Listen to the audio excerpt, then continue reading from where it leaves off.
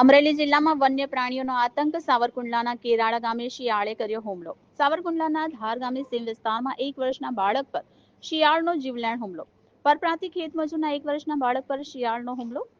કુજન મહેશ સિંગાણા નામના 1 વર્ષના બાળક પર શિયાળનો હુમલો. ઇજાગ્રસ્ત હાલતમાં બાળકને અમરેલી સિવિલ હોસ્પિટલમાં ખસેડાયો. સિંહ અને દીપડાના હુમલા બાદ શિયાળના હુમલાની ઘટના સામે આવી. અહેવાલ ભાવેશ વાઘેલા, સ્મિતા ન્યૂઝ, અમરેલી. જી ભાઈ, તમારું નામ શું અને તમારું ગામ કયું? મારું નામ મહેશભાઈ સિંગાડ છે. મારા પપ્પાના રજીભાઈ છે. અમે મૂળ એમપીના છે. કેરાળા, ધાર કેરાળા રેવી છે. અહીંયા ભાગું રાખેલું છે. તો સવારમાં કામે ગયા હતા.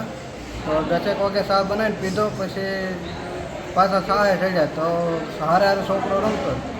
છોકરા હારે વાહ છોકરો મારી વાહ જ હતો. ખૂબ આગો નહોતો, પણ શિયાળિયું અમે જોયું હતું. પણ હવે અમે તો ડેલી સર્વિસ અમે કીધું આટા માર્યા રાખે. મેં તો કાંઈ કરતું નથી. પણ અચાનક છોકરામાં તો હુમલો કરીને પકડી લીધો માથું આખું.